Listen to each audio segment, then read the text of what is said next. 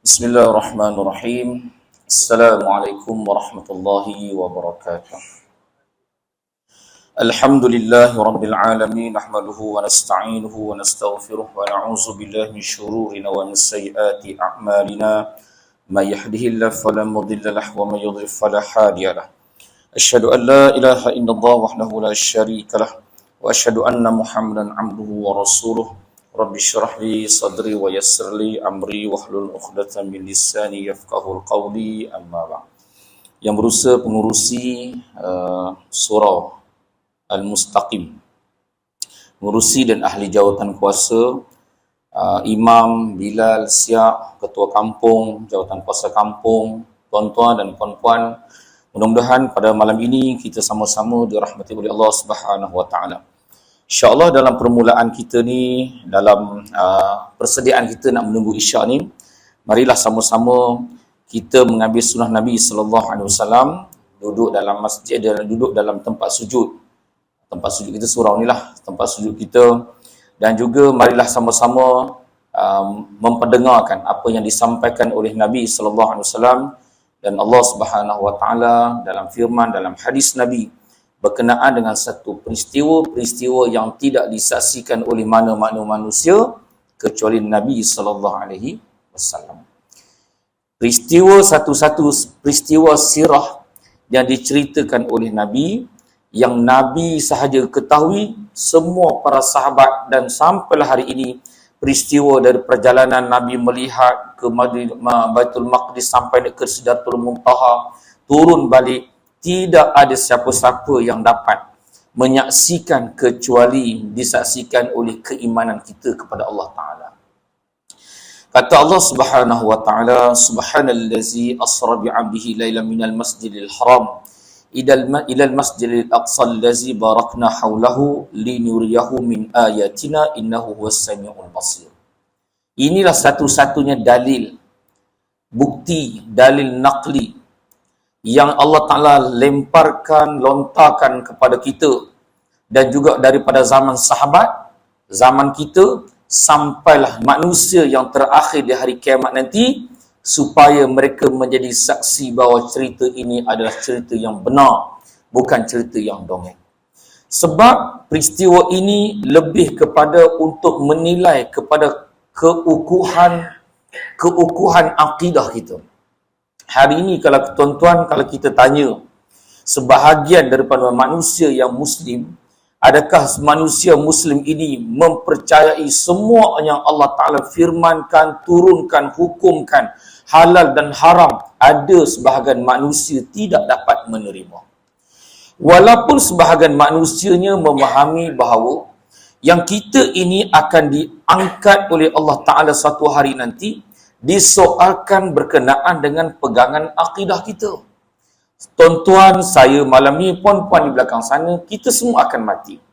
Kita tak nak mati kata, kita nak mati yang Allah Ta'ala jawab dalam akidah yang benar. Kalau dalam khutbah Jumaat disebut, marilah kita berpegang dengan akidah ahli sunnah wal jamaah, beraliran Asy'ariyah al-Maturidiyah. Kita pun pernah belajar kitab akidah. Kita pun pernah belajar tauhid di sekolah-sekolah, di pengajian-pengajian guru-guru kita. Dan ibu bapa kita juga mengajar akidah.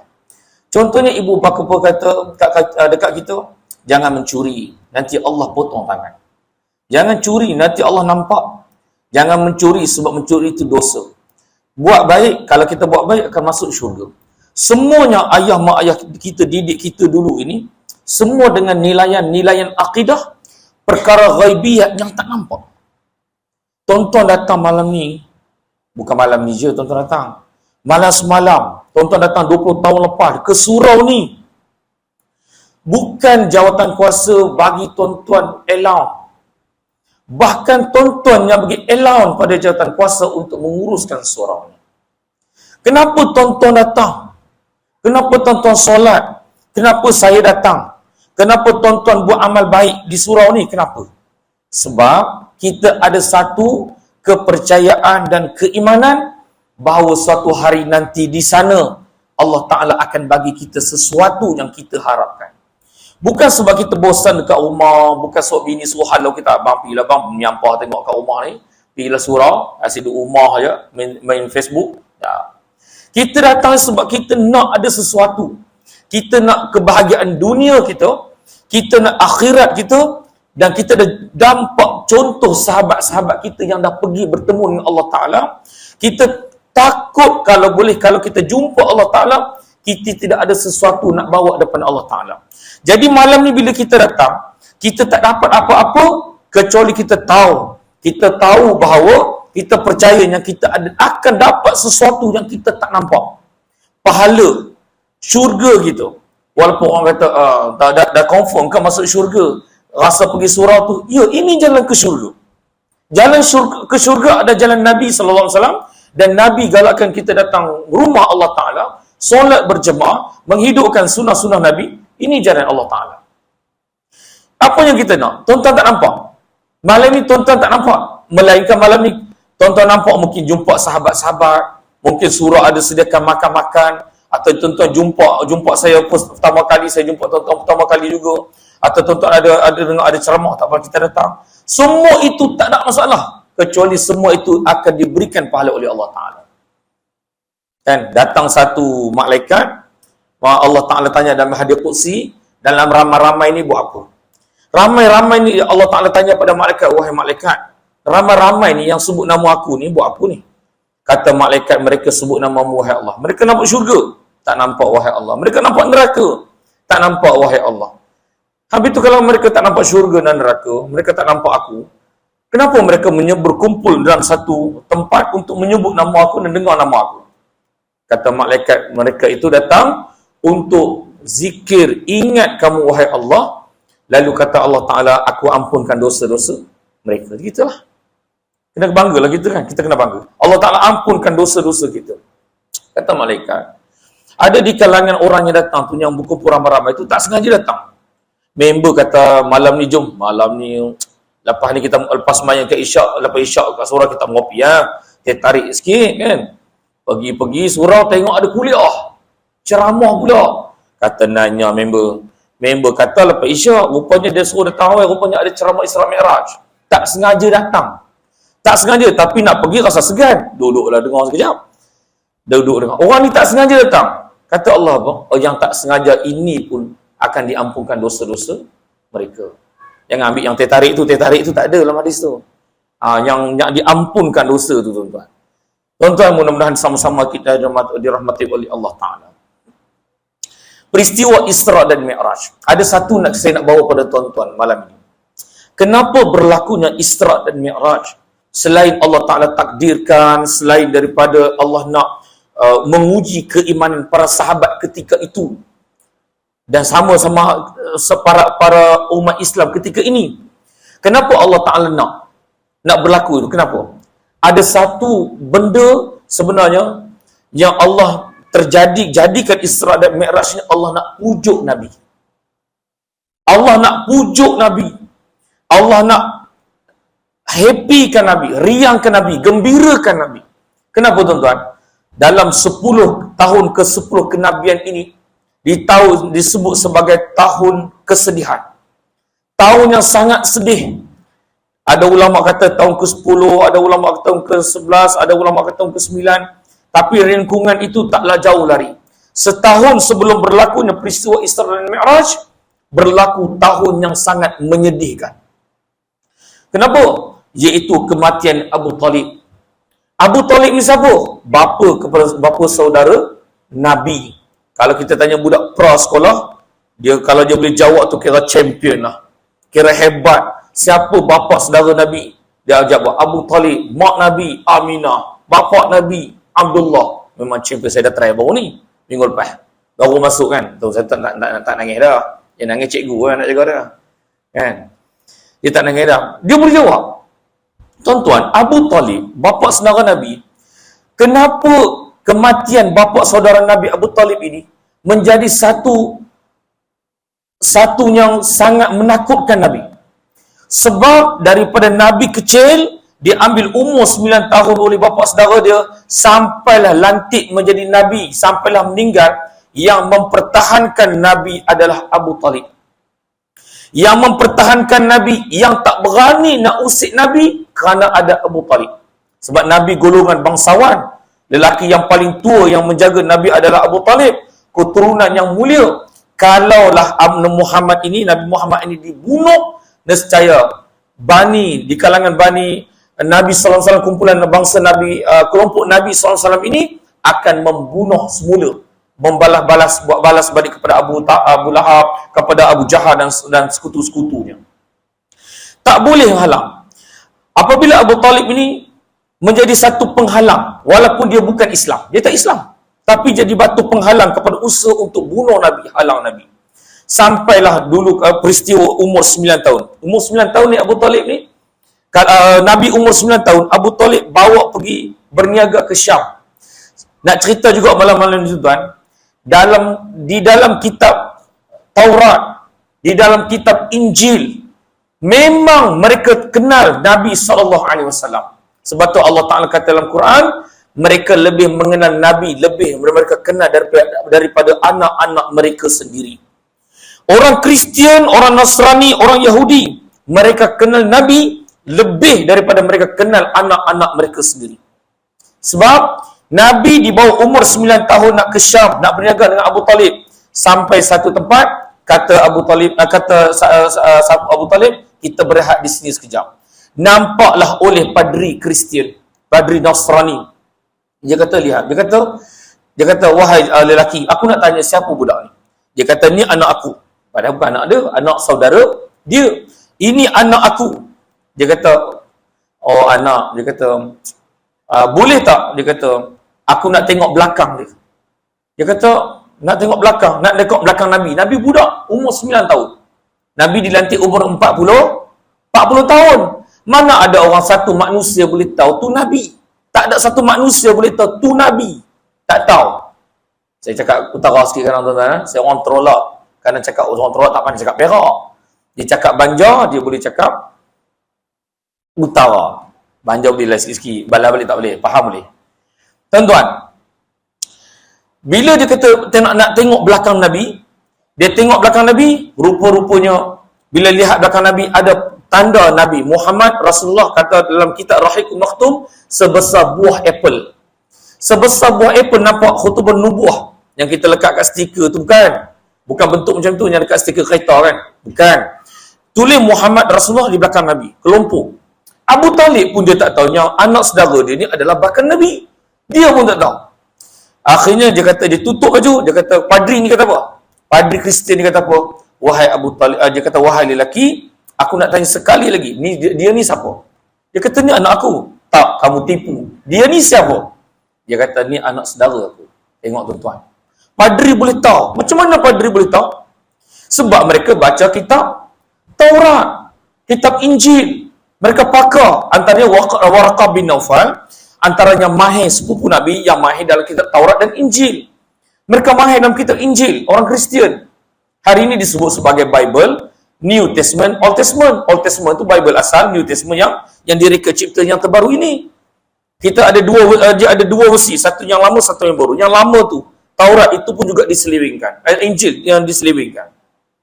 Lalu dia kata, wahai Abu Talib, dia kata, aku nasihatkan kepada kamu bawa balik budak ni ke Mekah.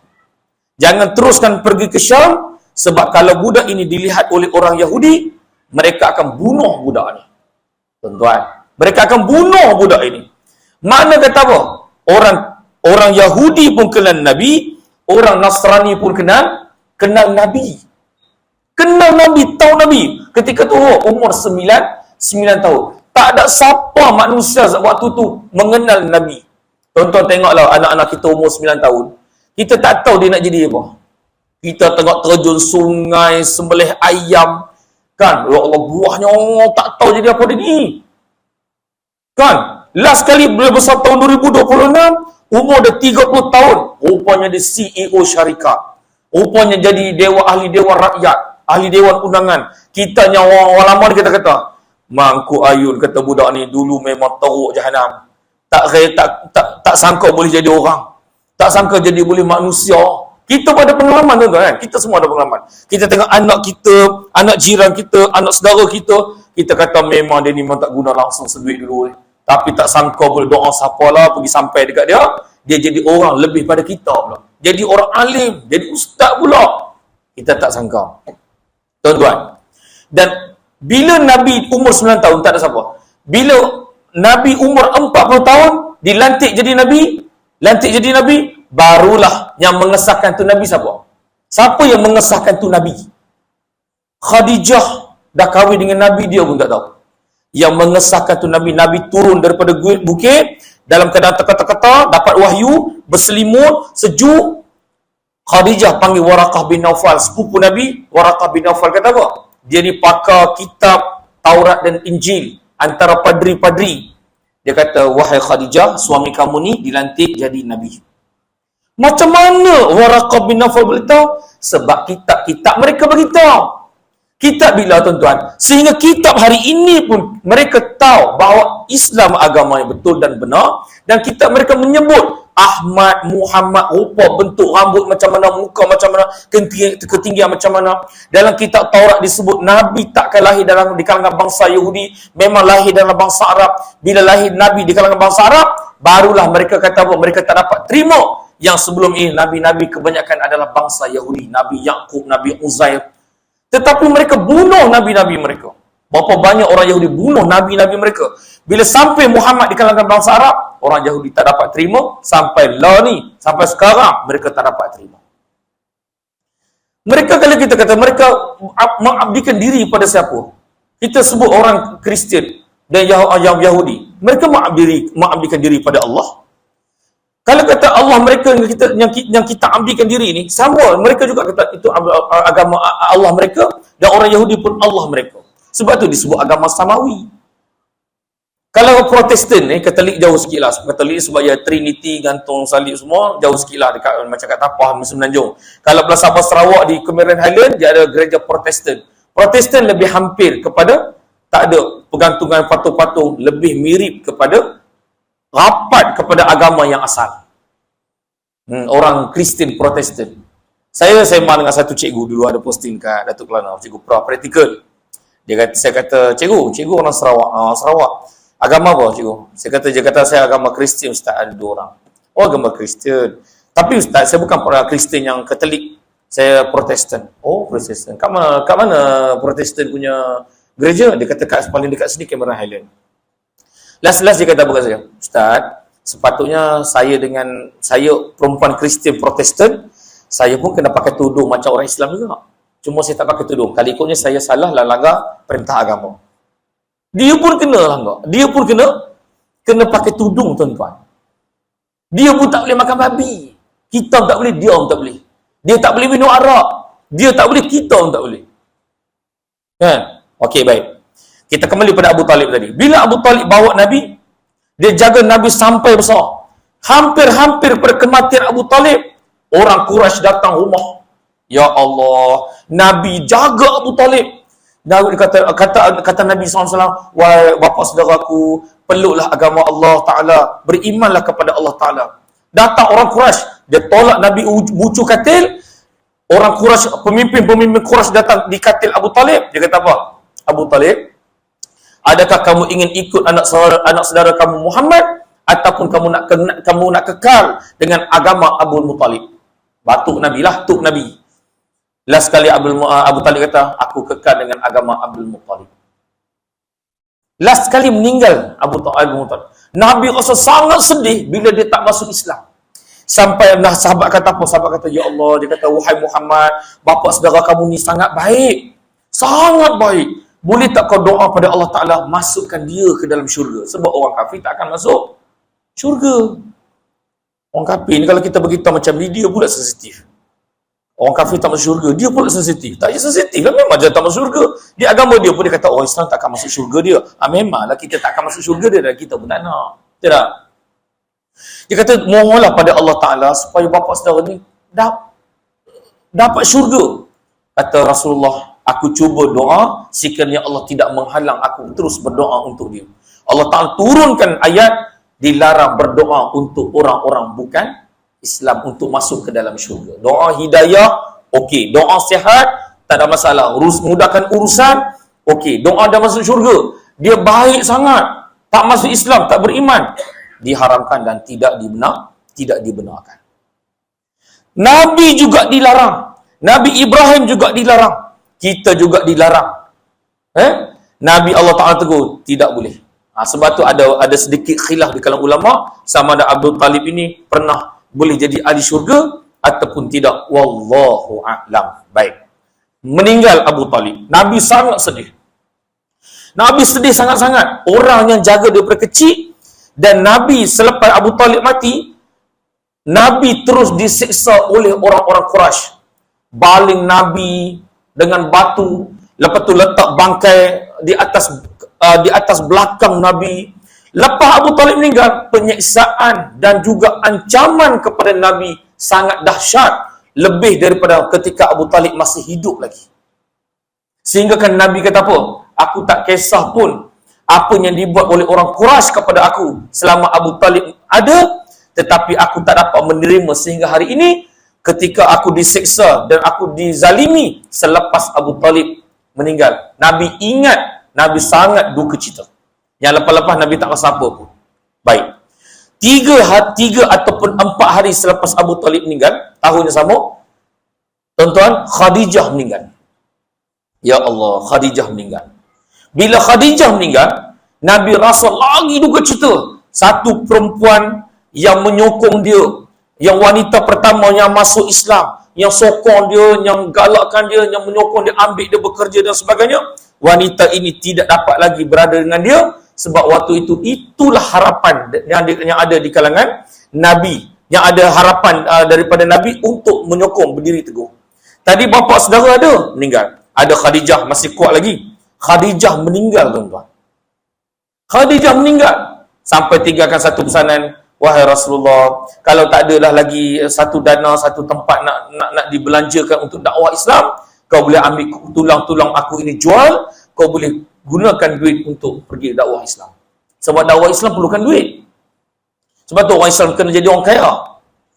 Orang Islam kena jadi orang kaya. Jadi orang kaya boleh bayar banyak zakat.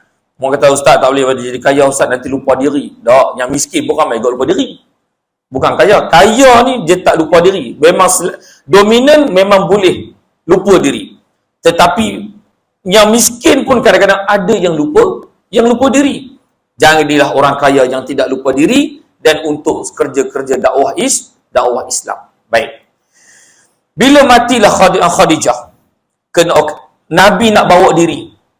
Nabi nak bawa diri macam mana? Nabi kata, sangat kecewa dengan 2 kematian ini, Nabi bertekad meneruskan dakwah nak pergi ke bumi Taif. Tuan-tuan pergi umrah, tuan-tuan pergi kan, ada sebahagian package, dia pergi ke bumi Taif. 70 km juga, jauh juga kan. Nabi nak pergi ke bumi Taif untuk dakwah di sana supaya nak hilangkan rasa duka cita, rasa kecewa, rasa sedih.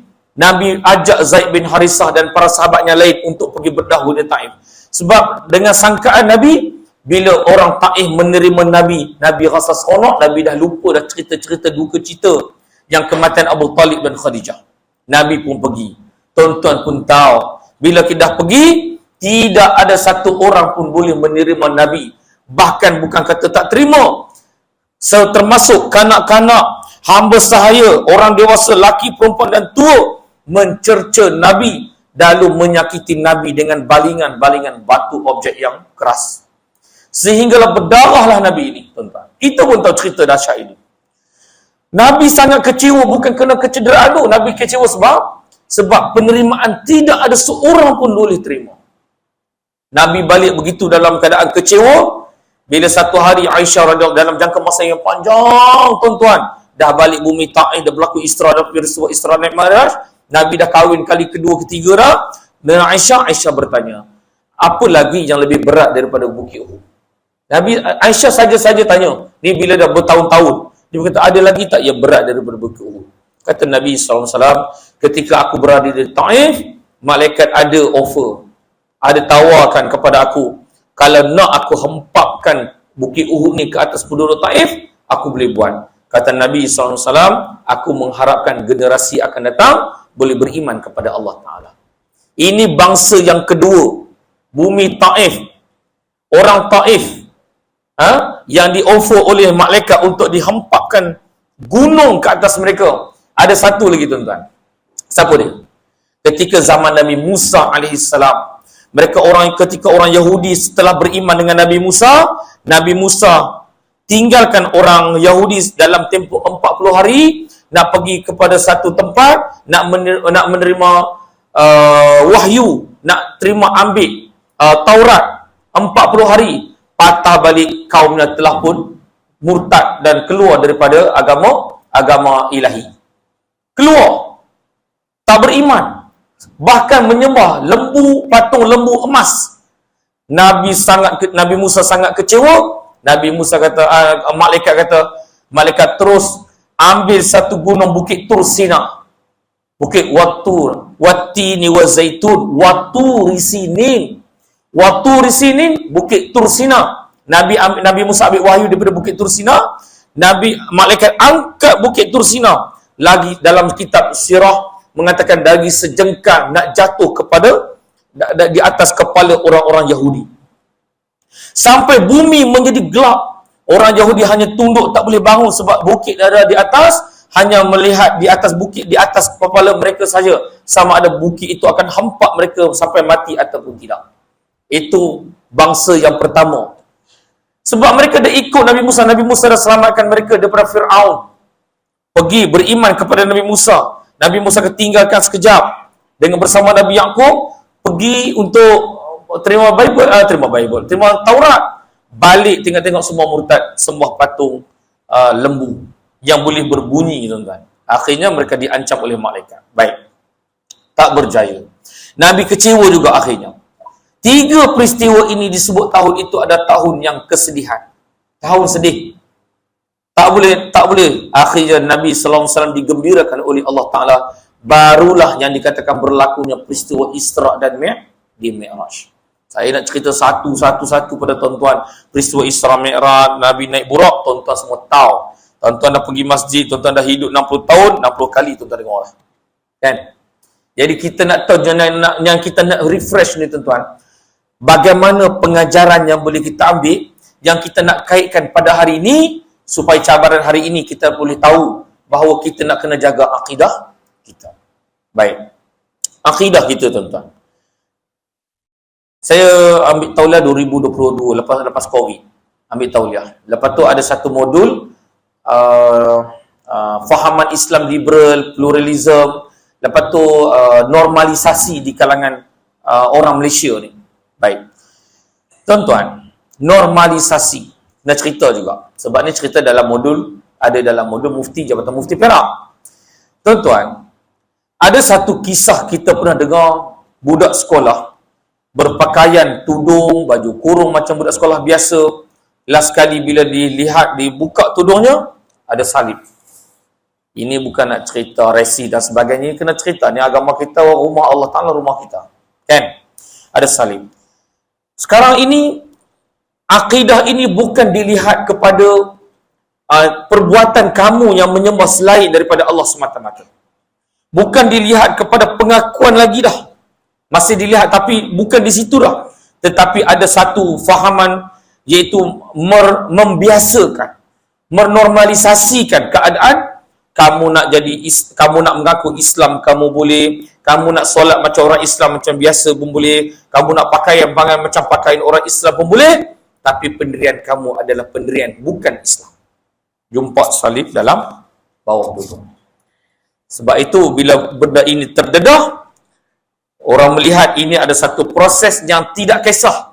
Asalkan akidah kamu lari saja daripada Islam, kamu nak semayang cara orang Islam, kamu nak pergi surau masjid, raya, haji dan sebagainya, terpulang. Yang penting kamu tidak lagi beriman kepada Allah Ta'ala. Ini berlaku di Malaysia, tanah Melayu, bumi kita. Kan? Saya kena sampaikan sebab ini adalah modul, saya kena sampaikan. Baik. Sebab itu malam ini kita lihat. Bila berlaku Isra' dan Mi'raj ini tuan-tuan, Nabi balik. Okey, kita regaskan.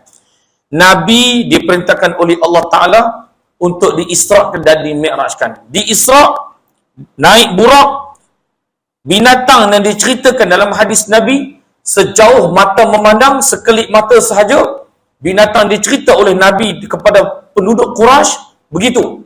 Di Isra daripada Mekah sampai ke Baitul Maqdis. Sampai Baitul Maqdis, Nabi melihat keadaan Baitul Maqdis. Kalau ada orang kata kenapa kita nak sangat Baitul Maqdis, itu tempat Nabi diisrakan. Kenapa kita nak sangat Baitul Maqdis? Itu tempat suci umat Islam, kiblat kita yang pertama. Kenapa kita nak sangat Baitul Maqdis? Dan ada beberapa banyak lagi sebab-sebab yang kita nak cerita kisah Nabi-Nabi yang terdahulu. Sebab itu ada sebahagian orang, bila kita sibuk tentang nak mempertahankan Palestin, ada di media sosial, ada sebahagian mereka, anak-anak muda kata apa? Kenapa nak rebut sangat Baitul Maqdis? Bagi je lah. Dia tak faham sejarah, dia tak faham akidah. Tuan-tuan malam ni kalau tuan-tuan faham akidah Isra dan Mi'raj, tuan-tuan kata, ya, Baitul Maqdis adalah umat Islam yang punya. Sebab itu kita mempertahankan Baitul Maqdis. Baik. Sampai Baitul Maqdis, Nabi solat bersama dengan para Nabi. Para Nabi, Nabi solat, Nabi menjadi imam. Lalu Nabi dimi'rajkan oleh Allah Ta'ala, langit 1, 2, 3, 4, 5, 6, 7, jumpa para Nabi. Nabi mengambil satu ibadah, yang ibadah ini bukan diturunkan seperti biasa.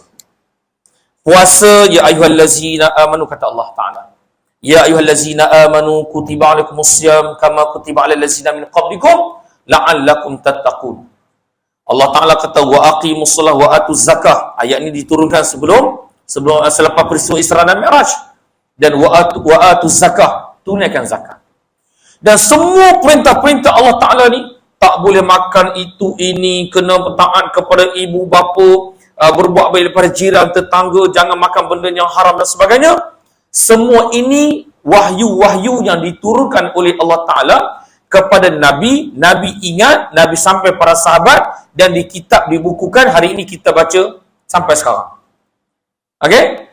Hari ini diturunkan semua firman itu melalui perantaraan malaikat kepada Nabi SAW. Kecuali satu ibadat, iaitu ibadat solat, tak diturunkan. Nabi yang pergi ambil ibadah ini. Nabi pergi ambil daripada kita tahu Nabi pergi jumpa Allah Ta'ala. Sebelum tu saya nak tanya kamu kita, Ustaz, dia jumpa dalam bentuk roh ataupun jasad ataupun fizikal? Ini pun ada perbahasan di kalangan ulama. Lalu diambil juga kesempatan oleh orientalis untuk mengilurkan kita juga. Sama ada Nabi pergi jumpa Allah Ta'ala ini secara roh ataupun mimpi ataupun jasad dia. Sebahagian ulama besar mengatakan bahawa Nabi pergi dalam bentuk jasad dan fizikal dia, bukan dalam keadaan mimpi dan roh. Sebab itu bila Nabi datang kembali ke pagi esok cerita dengan orang-orang Quraisy, Nabi cerita dalam keadaan fizikal. Sebab Nabi pergi dalam keadaan fizikal. Jumpa Allah Ta'ala, adakah Nabi melihat Allah secara real ataupun tidak? Inilah barulah ada beberapa perbahasan di kalangan para alim ulama. Yang pentingnya adalah pengejaran. Nabi pergi ambil perintah salat dari 50 turun 10 turun 10 turun 10. Kata Nabi Musa AS, banyak umat kamu tak mampu. Umat kamu tak mampu, tinggal 10, sampailah yang kelima. 5 kata Nabi, aku dah malu nak jumpa Allah Ta'ala. Kenapa jumpa Nabi Musa? Sebagai ulama kata, kenapa Nabi Musa? Kenapa tak Nabi yang lain? Ulama kata bahawa kemungkinan umat Nabi Musa dulu pun pernah menerima perintah solat. Sebab Nabi Musa beritahu apa? Aku dah suruh umat aku tak mampu nak buat. Umat aku tak mampu nak buat. Tapi ia pun, kalau tuan-tuan mengaji kitab tafsir, juzuk 1, juzuk 2, juzuk 3, tuan-tuan akan melihat bagaimana Allah Ta'ala huraikan perangai-perangai orang Yahudi, sikap dan juga pengkhianatan mereka kepada nabi-nabi mereka, terutama Nabi Musa AS. Tuan-tuan tengok surah Al-Baqarah, Alif Lam Mim, cerita tentang orang-orang yang bertakwa. Alif Lam Mim 1 hingga 5 cerita tentang kejayaan sesiapa yang bertakwa kepada Allah Ta'ala. Selepas tu Allah Ta'ala cerita apa? Berkenaan dengan orang-orang kafir. Bagaimana orang-orang kafir? Ulaika ala hudan min rabbihim. Sampai habis. Beberapa ayat, 4-5 ayat. Lepas tu Allah Ta'ala cerita dalam 3 bab tentang orang munafik. Dalam saja surah Al-Baqarah ni, munafik ada 3 bab, ada 3-4 bab munafik. Ulama kata kenapa banyak sangat tentang ayat munafik? Kenapa kafir mutakwa tadi, ayat beriman tadi satu bab, ayat kafir tadi 1 bab, ayat munafik ada 5-6 bab. Kenapa? Sebab munafik lebih bahaya daripada kafir. Kafir kita kenal, dia pun mengaku dia kafir. Kan? Kalau orang munafik, dia tak mengaku dia munafik. Lepas tu kita pun dalam surah ni pun kita pun tak tahu kita ni munafik ke tak munafik. Kita pun tak tahu, katanya bagi ceramah lagi munafik. Mana tahu? Tak tahu. Kan? Kita pun tak tahu. Sebab itu lagi bahaya. Lepas tu Allah Ta'ala ceritakan tentang Yahudi sampai juzuk yang ketiga. Saya baca kitab tu, ya Allah, 2 tahun, tak habis-habis satu surah. Surah Masjid Taqwa tu, tak habis-habis. Saya kata, bila nak habis? Kan, panjang dalam bab itu. Nak beritahu apa? Orang Yahudi, ya Allah. Kalaulah kita dapat tahu, pemimpin-pemimpin seluruh dunia negara Islam dapat tahu tentang ayat ini, nescaya mereka tidak akan dapat menjalinkan hubungan dengan orang-orang Yahudi dan Zionis.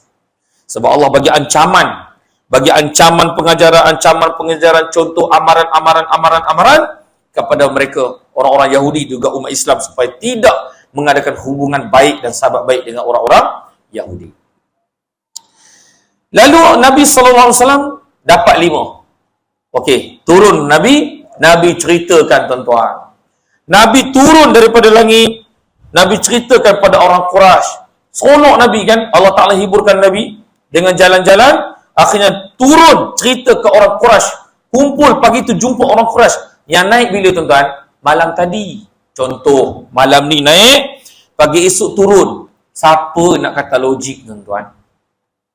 Tapi dia bukan nak fikir logik. Dia kata apa? Siapa yang beriman, dia akan kata ya. Kalau saya cerita kepada tuan-tuan, malam ni saya dekat Taparuk Masur Al-Mustaqim, tuan-tuan, saya nak pergi Singapura, pukul 5 pagi tuan-tuan akan jumpa saya mengopi depan kilang JK. Kata ustaz nipu, ustaz ni menipu lah. Ustaz ni naik apa? Harimau. Pergi sana, harimau orang-orang dulu. Harimau berbelaan. Sampai sekejap sangat. Tuan-tuan boleh percaya ataupun tidak. Kalau tuan-tuan tak percaya pun, ustaz, saya tak percaya. Tak apa. Tak percaya kat ustaz, okey, tak ada masalah. Tapi bila Nabi cerita dalam sahihnya, Allah Ta'ala akui dalam firman-Nya, nak tak nak kita kena percaya. Bila Nabi cerita ke orang Quraisy, kata malam tadi aku dimi'rajkan oleh Allah Ta'ala, aku nampak beberapa penyiksaan, antaranya orang anak yatim yang memakan satu penghuni neraka yang memakan bara api yang sangat banyak. Mereka dah memakan bara api. Malaikat bagi tahu ke aku, mereka itulah orang yang memakan harta anak yatim. Yang makan harta anak yatim. Aku juga ni makan harta anak yatim. Yang paling mudah contoh, kawan kita meninggal hari ni, ditinggalkan anak dia, ditinggalkan isteri dia, malam ni kita buat tahlil. Bini pula bagi tahu, datanglah tahlil, penduduk arwah pun pergi siang tadi. Kita pun tanya, duit mana buat tahlil ni? Duit itulah, duit arwah lah, gaji bulan ni ada lagi. Tengok 2 bulan lagi potong lah, dapat duit pencen. Ni duit gaji arwah lah, suruh anak cucu kat bank tadi. Arwah pun ada anak lagi. Kita pun tak tanya dah sebab malam tu nasi Arab. Kan? Kalau bihun goreng, tanya lagi, boleh tahan, tanya lagi duit mana ni. Tapi malam tu nasi Arab kita pun, kalau boleh, tak payah tanya siang esok lah. Siang esok baru tanya, duit mana, pakai mana tadi? Duit arwah lah. Allahu Rabbi, arwah masih ada tanggungan. Itu duit arwah, masih ada tanggungan, macam mana kita pula kena makan harta anak yatim. Habis tu ustaz, nak makan duit siapa? Pilihan pertama tak payah buat. Sebab apa? Arwah ni, keluarga arwah ni sedih lagi, tak larat nak buat, masih penat lagi pengkebumian dia, tak payah buat. Aku suka, bila tak buat jiran pula kata, arwah mati, tak buat langsung tahlil. Apalah jadi kat kubur dan kubur. Kubur tu bukan sebab tahlil dia. Kubur tu sebab amalan dia. Ataupun, kalau nak buat juga, boleh. Kita pakat jiran ramai-ramai, bagi kita share, kita kata, Arwah ni pun banyak jasa kat kita, selalu azan kat surau. Lepas tu kita ni pun sama-sama kita share, seorang RM10 adalah 20 orang, jadi RM200. Malam ni kita buat bihun goreng. Tak ada mengena dengan duit arwah, dengan duit keluarga. Boleh tak? Boleh, tuan-tuan. Okey. Yang tak boleh tu bukan tahlil tu tak boleh. Yang tak boleh tu adalah yang makan tadi tu. Kena berhati-hatilah. Baik, selit-selit hukum sikit, tuan-tuan. Baik. Nabi cerita. Bila Nabi cerita, tuan-tuan, Nabi nampak anak yatim, nampak pemakan harta anak yatim, makan bara api. Nabi nampak orang yang memakan daging busuk dan beberapa penyiksaan yang Nabi tengok. Nabi cerita kat orang Yahudi, orang Quraisy, wahai orang kaum aku, dia kata, ni yang Nabi cerita ni, tuan-tuan, kepada kaum Quraisy, bukan yang kafir ni. Yang kafir pun ada dengar juga, yang belum Islam. Nabi cerita kepada orang-orang Quraisy yang dah beriman kepada Nabi SAW. Termasuk di situ, di sisinya ada Abu Bakar radhiyallahu an. Nabi cerita kat para sahabat-sahabat yang telah beriman pada Allah Ta'ala. Malam tadi aku dimi'rajkan oleh Allah Ta'ala, aku pergi Baitul Maqdis, lepas tu aku nampak, aku naik ke langit, malaikat bawa aku 1, 2, 3, 4, 5, 6 ke Sidratul Muntaha, aku mendapat perintah solat, aku nampak penyiksaan, aku nampak syurga dan neraka, aku nampak malaikat Malik, lalu aku turun, sampailah kepada ini, aku ceritakan kepada kamu. Orang Quraisy ketika itu, yang baru akidah mereka masih baru, ketawakan Nabi SAW. Dia kata, wahai Muhammad, kamu tak percaya cerita dongeng apa yang kamu bawa? Tuan-tuan, kita dengar malam ni, kita tak rasa dongeng, kita rasa macam itu benar. Tapi kalau kita duduk situasi begitu, tuan-tuan, kita rasa macam mana? Akidah kita tak adalah mantap macam sahabatnya zaman Nabi. Agaknya kalau kita berada di situ, sama ada kita keluar daripada Islam atau kita maintain dengan Islam balik. Kita stay dengan Islam. Tak boleh kata juga, tuan-tuan. Kan? Tak boleh sangka. Nabi cerita. Nabi ni kita dah terima dia, dah lama dah terima dia. Dah 10 tahun dakwah di Mekah. Tiba-tiba dia bawa cerita macam ni. Ini macam lain macam. Cerita yang bukan-bukan dah ni. Tengok.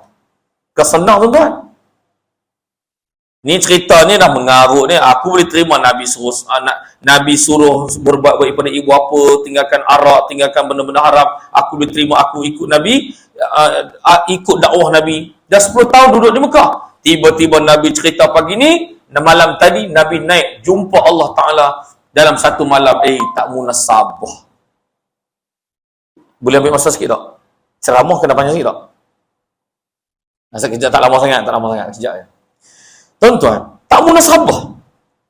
Bila Nabi cerita yang mengaku ketika itu untuk mentaukidkan, menguatkan pengakuan Nabi ni, akhirnya sahabat Nabi yang lebih tua daripada Nabi, Abu Bakar, dia kata, apa kalau Muhammad menyebut cerita yang lebih dahsyat daripada hari ini, aku percaya kepada Muhammad. Kalau Nabi cerita yang lebih dahsyat daripada ini, aku percaya kepada Muhammad. Lalu Nabi berikan gelarannya As-Siddiq sebab dia membenarkan cerita Nabi. Bukan senang dengan akidah yang seutuh kecil, yang senipis ini untuk terima cerita Nabi. Hari ini berapa ramai di kalangan ustaz-ustaz kita, ulama-ulama kita keluar dalam cerita-cerita hukum hakam dalam Quran, hukum hakam, ada orang tolak. Orang tak percaya. Yang ulama keluarkan ini bukan dia yang keluarkan. Yang disebut dalam hadis yang sahih, disebut dalam hukum perbahasan ulama, yang disebutkan di dalam Al-Quran, ulama ini hanya menyampaikan hukum. Dia hukumnya boleh, tak boleh, halal ataupun haram. Berapa ramai orang berlenting dan mengecam para alim ulama. Walaupun ulama dia tak setara Nabi, tapi dia waris Nabi, tapi sampaikan apa yang disampaikan oleh Nabi, berapa ramai manusia tidak dapat mengikutinya. Datang Islam liberal, kami tak percaya, ini harta faraid, dan tak akan bahagi macam ni. Faraid takkan perempuan dapat sikit, tak adil, mesti kena tafsir semula. Tak percaya. Takkan orang lelaki je boleh jadi imam dengan boleh baca khatib dan boleh azan. Orang perempuan boleh juga. Dia jadi muazzin, dia nak jadi imam. Jadilah tahun 2004 Aminah Wudud imam sembahyang Jumaat dalam gereja, selang-seli lelaki dan perempuan. Tak percaya pada agama. Dia nak Islam juga, nak juga Islam. Tapi tak percaya bahawa takkan Islam suruh macam tu. Padahal Nabi yang suruh. Dia kata Islam mesti tak asingkan lelaki dan perempuan. Islam ni sama adil. Adalah laki perempuan, laki perempuan, laki perempuan. Dan minta juga azan dan khutbah. Malam ni boleh perempuan azan. Serasa satu kampung belakang kilang JK, satu taparut datang sembahyang kat sini penuh di belakang. Kenapa? Sebab orang perempuan yang azan. Pelik tengok. Kenapa? Surau kami tak ada perempuan azan. Surau ni ada perempuan azan. Kami datang sini. Kan? Panggil pula minggu depan Siti Nurhaliza balik pada Bukit Jalil konsert. Datang sini Siti Nurhaliza azan. Tuan-tuan, satu perak datang surau ni. Tukar kapek siap-siap. Tuan-tuan, logik di akal digunakan, tak guna panduan yang Allah Ta'ala beri hari ni. Baik. Bila Nabi cerita, sebab Allah Ta'ala nak uji keimanan para sahabat. Siapa selepas peristiwa Isra Mi'raj, siapa dan selepas peristiwa itu, siapa yang ikut Nabi, siapa tinggalkan Nabi. Maknanya para sahabat yang boleh ikut Nabi ketika itu, memang akidah-akidah yang sangat hebat ketika itu. Memang bukan calang-calang lah tuan-tuan. Bila nak cerita benda tak nampak. Tapi syukur Alhamdulillah. Perasan tuan-tuan, Allah Ta'ala bagi hidayah kat kita. Tuan-tuan perasan tak Allah Ta'ala bagi hidayah kat kita? Okey, tengok saya akan beritahu. Tuan-tuan pernah jumpa Nabi? Baru kita tak, Ustaz, kami tak pernah jumpa Nabi. Kalau kami mimpi Nabi nak cerita ke orang pun kami segan. Betul tak betul? Sebab saya pun tahu saya ni jenis orang macam mana nak mimpi Nabi. Bukan kata jumpa Nabi. Kita nak mimpi Nabi pun tak pernah. Kecuali kalau ada yang jumpa Nabi, tuan-tuan masuk ajaran sesat lah. Mengaku ni Nabi Melayu, kan? Ayah Pin dan sebagainya. Saya pernah jumpa Nabi Ustaz. Nabi saya, kat mana? Dia duduk kat Terengganu, kat Selangor. Nanya lah tuan-tuan. Macam mana nak jadi orang tak sesat tuan-tuan? Datang surau senang. Jangan cari tok guru yang asing-asing daripada surau dan masjid. Tuan-tuan datang surau ni, tuan-tuan tahu, tuan-tuan takkan sesat insya-Allah. Kenapa? Kalau tuan-tuan sesat, jemaah akan lapor pada pejabat agama, tuan-tuan pun kena tangkap. Elok lah. Tiba-tiba dalam surau ni buat ajaran sesat. Kalau sesat, kawan-kawan kita tegurkan kita. Kalau tuan-tuan cari asing daripada surau ni, pergi mengaji kat mana-mana, kita pun tak dapat menilai antara sesat tak sesat. Tok guru pula bagi tahu, tok guru ni memang alim. Lalu dia mengaku Nabi, kita pun kata dia memang Nabi. Kan? Kalau kita mengaji sampai Sanawi pun boleh tuan-tuan kita rasa kita tak sesat. Yang sesat tu yang mengaji Al-Azhar pun ikut juga. Nabi palsu. Baik.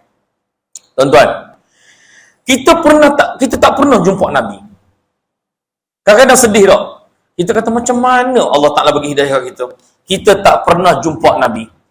Kalau kita jumpa Nabi, dah tentu kita boleh tanya syurga macam mana.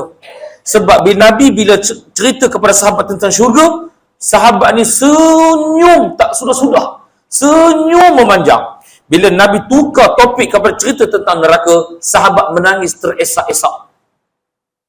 Sebab bila Nabi cerita, sahabat boleh dapat gambaran syurga ni macam mana. Seronoknya syurga ni macam mana. Dalam sebuah hadis datang, kalau kita rasa bukan sebut nak makan buah apple, teringat nak makan buah apple, sekali dengan pokok-pokok datang, pokok apple pun terjuntai atas mulut kita boleh ngap saja. Makan saja. Seronok syurga. Syurga tak ada darah pirit bagi orang perempuan. Syurga tak ada berak-berak. Syurga tak ada tai hidung, tai telinga, tak ada. Syurga tak ada masalah. Dunia memang banyak masalah. Saya nak datang kali pertama, datang sini tahun lepas pun masalah. Sebab dia dunia. Kan, kalau syurga tak ada masalah lah. Sebab dunia memang masalah. Sebab tu ulama kata apa? Dunia penjara orang mukmin. Sebab ya Allah, penjara tak bestnya bagi orang beriman kepada Allah Ta'ala. Ya Allah, bosannya duduk kat dunia ni, banyaknya masalah. Masuk syurga, tak ada masalah. Tidak. Syurga bukan tempat masalah. Kalaulah ada Nabi waktu ini, Nabi bercerita kat kita, kita pun seronok. Tapi Nabi tinggalkan kita 1440 tahun, tuan-tuan. Hari ini akidah kita masih sahih dan benar. Tonton solat maghrib tadi, tonton rokok, sujud, berdiri dengan betul, bacaan-bacaan tuan-tuan. Kejap lagi kita solat isyak, kita buat benda yang sama. Sampailah mati, insya-Allah mudah-mudahan. Semua itu yang dibuat oleh Nabi, kita tak sesat. 400 tahun Nabi Isa AS tinggalkan umat dia sesat. Dengan kitab-kitab sekali diselipkan. Nabi tinggalkan kita 1440 tahun. Hari ini kita masih utuh dengan solatnya, dengan sunnahnya. Nak makan bismillahirrahmanirrahim. Kita sebab apa kita buat baik dengan ibu apa? Sebab Nabi yang suruh. Hari ni apa yang kita buat semua Nabi suruh. 1440 tahun tuan-tuan. Lama. Kalau nak sesat, kalau Allah tak bagi hidayah kat kita, kalau Allah tak jaga kita dengan Quran dah lama sesat. Sebab tu bila kita masuk Islam, kita dapat agama Islam, kita kena jadi orang yang nombor satu bersyukur kepada Allah Ta'ala. Kalau lah kaya tak Islam, agaknya macam mana lah. Lepas tu hebat pula orang Melayu ni. Orang Melayu 100% beriman dan Islam di bumi tanah Melayu. Orang Melayu, Islam semua. Kita masuk jumpa jurutul pun, kita tengok muka Melayu. Assalamualaikum. Kita tak kata, kita tak ragu-ragu. Islam ke tak? Islam ke tak? Tak ada. Jumpa orang Melayu, tengok muka Melayu. Muka Jawa, muka Banjar, muka Rawa, muka Kampak. Kita tengok, Assalamualaikum. Assalamualaikum. Confirm, confident. Kalau kita pergi Medan Indonesia, belum lagi lah. Orang Beliling, orang Batak. Orang Beliling, orang yang masuk Islam, orang Batak yang kekal daripada agama selain Islam. Kita nak bagi salam pun susah. Dia meniaga pun pakai kopiah macam kita sama. Meniaga pakai kopiah, tapi dia bukan, dia Kristian. Pakai salib. Tapi di tanah Melayu untung, Allah Ta'ala bagi hebat, semua Melayu Muslim. Hebat. Raja kita dulu pun di Muslim, di Islam oleh para alim ulama. Hari ini kita rakyat yang taat, yang patuh pada pemimpin, kita pun sekali dengan Muslim. Alhamdulillah hari ini kita dapat hidayah, dan kita hari ini duduk dalam surau antara Maghrib dan Isyak. Kalau kita bukan Islam waktu ni, agaknya macam mana ya? Pakai seluar pendek, duduk kat kedai kopi waktu Maghrib, tak tahu panduan, hidup saja, cari duit, kerja, lepas tu mati. Tak tahu apa. Mesin. Hidup sebagai mesin. Tak ada panduan apa-apa. Peraturan hidup pun tak ada. Kan? Lain. Orang Islam kehidupan sangat lain. Tuan-tuan, kalau kita dapat fikir, tanya tahu kawan-kawan kita berislam, kehidupan kita orang Islam sangat berbeza dengan orang bukan Islam. Alhamdulillah. Kalau kita kata, kenapa kita jaga mak ayah kita yang telah tua? Kita rasa dah menjadi habit dan tabiat. Kenapa kita jaga? Sebab agama kita yang suruh. Kalau agama kita tak suruh, kita jaga. Kenapa kita bercakap baik dengan ibu bapa kita? Sebab agama kita yang suruh. Baru ni anak murid saya Indian. Anak murid saya kriket Indian. Mak dia datang jumpa saya. Lepas tu dapat sekolah Anderson. 3 hari lepas pergi. Dia kata, Ustaz, saya nak ucap terima kasih Ustaz. Sekolah saya, sejarah sekolah SJKT anak saya tu tak pernah seorang pun duduk asrama. Lepas tu tak pernah seorang pun pergi MSSM kecuali dia seorang saja. Satu lagi Ustaz, dia main bola. Lepas main bola dia salam dengan semua orang-orang India. Dia salam. Lepas tu semua orang India tanya saya, kenapa you punya anak salam semua orang? Lepas main sangat baik. Dia ni budak sangat baik. Dia salam semua orang. Mak dia kata, dia pernah ikut itu tim kriket ustaznya. Lepas tu memang lepas main mesti salam-salamnya. Rupanya baru saya tahu. Dia kalau bukan Islam, bukan Melayu ni, dia tak ada salam sangat. Tak tahu dia buat cara apa, tak tahu lah. Tapi bukan salam. Tapi bila budak ni, dia salam, semua orang nampak. Saya terfikir apa? Memang budaya Melayu kita dan Islam kita memang mengajarkan adab-adab itu daripada kecil. Kita dapat baby, umur baru setahun, salam Tok Wan, sampailah besar salam Tok Wan. Tidak? Kita ajar. Jadi Alhamdulillah tuan-tuan. Dan yang paling penting, pengajaran yang terakhirnya saya bagi tuan-tuan, beriman kepada perkara yang ghaib, yang tidak nampak. Syurga tak nampak, Nabi ghaib lah, kita tak pernah nampak Nabi. Syurga tak nampak, neraka tak nampak, akhirat tak nampak, azab kubur tak nampak, semua tak nampak. Tapi kita masih lagi beriman kepada Allah Ta'ala. Logik manusia, kenapa beriman? Logik manusia bukan beriman. Kenapa memegang sesuatu pendirian yang tidak dapat dijelaskan oleh mata kasar? Tak boleh dilihat oleh mata kasar. Kalau benda tak boleh dilihat, buat apa? Percaya. Tapi bagi orang Islam, nak cerita pun susah. Sebab ada hidayah dan keimanan menyebabkan kita berpegang teguh dengan akidah. Bila sampailah dalam peristiwa Isra Mi'raj ini, kalau Nabi cerita, kita pun tengok ayat Quran, subhanallazi asra bi 'abdihi lailan minal masjidil haram ila masjidil aqsa. Kita melihat. Hadis Nabi pun diceritakan oleh para ustaz kita, ulama kita berkaitan dengan peristiwa Isra dan Mi'raj ini. Bukan kata peristiwa ini, bahkan kita umat Islam di akhir zaman ini Bukan kata peristiwa yang berat. Nabi yang naik itu pun kita tak pernah nampak. Tapi kita tetap berpegang teguh kepada akidah Islamiyah kita. Kita tetap beriman kepada Allah Ta'ala. Sebab itu tuan-tuan, pentingnya untuk kita menjaga akidah. Peristiwa ini peristiwa untuk menguji akidah kita. Dan betapa pentingnya kita untuk menjaga akidah kita supaya kita selamat bila jumpa Allah Ta'ala. Kata Imam Syafi'i, kalaulah sejahat mana pun orang Islam ni, orang yang beriman ni sejahat macam mana sekalipun, kalau dia mati masuk neraka, tetapi akhirnya dia akan dikeluarkan semula daripada neraka. Kenapa? Dengan syarat akidah dan akidah yang benar. Akidah yang betul. Akidah yang sahih. Kerana akidah dia selamat balik daripada neraka dan masuk ke dalam syurga Allah Ta'ala. Kalau nak cerita ada amalan-amalan yang menyebabkan khurafat dan lari daripada akidah ni banyak tuan-tuan. Ramai, saya banyak cerita. Tapi tak boleh cerita malam ni. Akidah, amalan-amalan orang kita yang menyebabkan akidah lari sampailah ke mati. Ustaz mana tahu? Tak tahulah. Yang lepas dia mati tak tahu. Tapi masa dia hidup kita tahu. Bila cerita oleh anak dan sebagainya, mak dia buat apa, ayah dia buat apa dan sebagainya, sangat jauh lari daripada akidah Islam. Mudah Allah Ta'ala memberikan keampunan, sedikit rahmat kepada orang-orang yang melakukan. Jadi tuan-tuan, jagalah akidah kita. Mudah Allah Ta'ala memberikan akidah kita akidah yang baik, supaya kita dapat bawa akidah yang baik ini ke dalam syurga Allah Ta'ala. Yang kita minta sama-sama bersama imam, iaitu mati dalam keadaan husnul khatimah. Apa dia mati husnul khatimah? Iaitu mati dalam akidah yang benar. Apa dia siratal ladzina an'amta alaihim ghairil maghdubi alaihim, ditafsir oleh para alim ulama. Para sahabat nak tanya, apa maksudnya? Siapakah orang yang sesat wahai Nabi? Siapakah orang yang sesat dimasukkan dalam surah Al-Fatihah? Adakah mereka di kalangan orang Yahudi Nasrani? Kata Nabi, kalau bukan mereka, siapa lagi? Tuan-tuan, kalau mereka siapa lagi? Jadi akidah adalah sangat penting untuk dinilai oleh Allah Ta'ala selain daripada amalan-amalan harian kita yang diwajibkan oleh Allah Ta'ala. Setakat itu tuan-tuan, terima kasih kerana menunggu masa saya 15 minit lewat untuk tuan-tuan. Mudah-mudahan Allah Ta'ala memberikan keberkatan, kerahmatan kepada diri tuan-tuan, kepada saya dan majlis pada malam ini. Saya doa tuan-tuan sihat walafiat, sihat tubuh badan, jiran-jiran kita yang sakit, Allah Ta'ala berikan kesihatan yang baik. Tuan-tuan juga doa pada saya juga sihat dan sebagainya, insya-Allah. Dan kita jumpa lagi.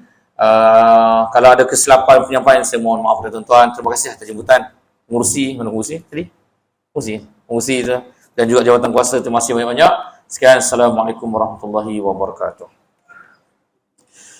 A'udzubillahi minasyaitonir rajim. Bismillahirrahmanirrahim. Alhamdulillahirabbil alamin. Hamdan syakirin hamdan yuwaffi ni'amahu wa yukaffil mazidah. Ya Rabbana lakal hamdu kama yanbaghi lil jalali wajhi 'azimi sultani.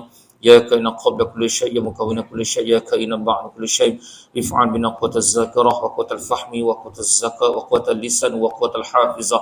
Allahumma rzuqna fahman nabiyyin wa hifzal mursalin wa inhal malaikatil muqarrabin ya arhamar rahimin. Walhamdulillahi rabbil alamin. Taqabbalallahu minkum.